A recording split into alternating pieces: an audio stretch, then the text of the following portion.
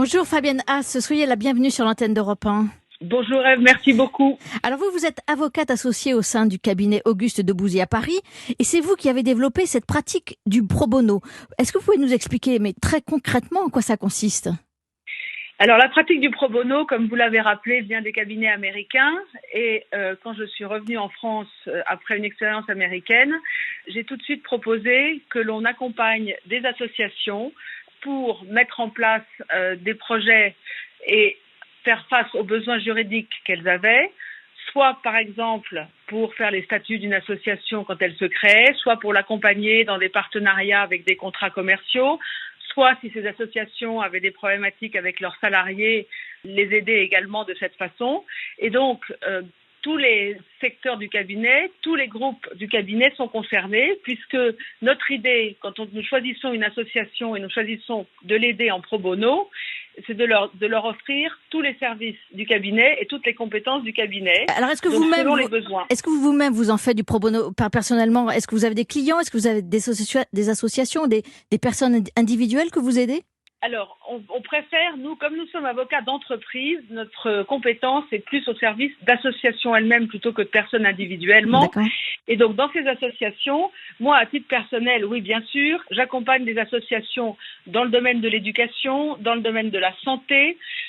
Par exemple, dans le domaine de la santé, on est les avocats, puisqu'on appelle nos associations en pro bono des clients. Nous sommes les avocats de l'AMREF, les Flying Doctors qui aident les sages-femmes et les médecins pour les problèmes de maternité en Afrique. On est également l'avocat d'un groupe scolaire des centres Madeleine Danielou. On est avocat de Toutes à l'école, qui est une association qui a créé une école pour des jeunes filles et des petites filles au Cambodge. Et comment vous les choisissez, vos clients, justement ? Est-ce que c'est eux qui viennent frapper à votre porte ou c'est votre cœur qui vous guide ? Alors, c'est les deux. C'est vraiment les deux. C'est tout d'abord, au début de l'histoire du pro bono, ce sont des associations qui sont venues frapper à notre porte, à la mienne en particulier, puisqu'il s'agissait par exemple pour ce groupe scolaire de Centre Madeleine Danielou, une école que je connaissais puisque j'en suis une ancienne. Et puis au fur et à mesure, un certain nombre d'avocats du cabinet ont été approchés. Et le bouche à oreille fonctionne et les gens se parlent et par conséquent il y a maintenant des associations qui viennent parce qu'elles savent que nous faisons du pro bono. C'est sur notre site internet, les avocats du cabinet en parlent autour d'eux. C'est connu donc. Fiers. Et combien de temps ça vous prend le pro bono ? Je sais pas, un après-midi par semaine, un après-midi par mois ? Comment ça se mesure ? Nous travaillons par heure et donc quand on regarde par exemple sur l'année dernière, j'ai passé moi à titre personnel plus d'une centaine d'heures en pro bono pour ces associations. Pour vous donner un autre exemple, on est également l'avocat d'une association qui aide les victimes du terrorisme. Et à l'époque des attentats, par définition, ils ont eu des problématiques extrêmement complexes sur le plan juridique. Et là, on a passé beaucoup plus de temps avec eux qu'on en passe hors période d'attentats à répétition. Donc, c'est très compliqué de quantifier, mais par avocat, une centaine d'heures, vous avez dit, oui.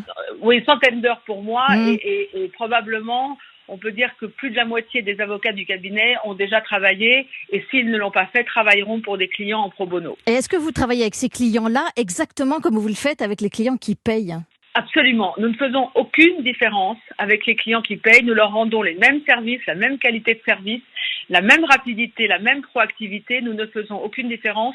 Et en tant qu'associés, nous faisons très attention à ce que les collaborateurs fassent exactement la même chose. Et ils ne font d'ailleurs aucune différence. Et ils savent que le travail qui leur est demandé en pro bono a exactement la même valeur à nos yeux que le travail qu'ils font pour les sociétés classiques qui payent des honoraires. Alors, il y a la règle et puis après, il y a l'inconscient. Peut-être que parfois, on le fait un peu plus par-dessus la jambe que d'autres. Vraiment pas. Non ? Vraiment pas. Ça fait maintenant plus de 20 ans que je travaille pour ce cabinet et que donc je ne travaille plus pour les Américains. Et à aucun moment, et même à l'inverse d'ailleurs, il y a des cas dans lesquels quand on a des contentieux et des confrères adverses qui nous disent mais votre cliente pourrait peut-être réfléchir à accepter un accord dans tel et tel domaine, on leur dit nous ça nous est égal parce que autant votre client peut-être lui a envie de ne pas continuer à vous payer vos honoraires et donc a envie de trouver un accord, nous ça nous est égal, on ira jusqu'au bout puisque par définition On accompagne notre client en pro bono, il ne paye pas d'honoraires et donc on ira jusqu'au bout.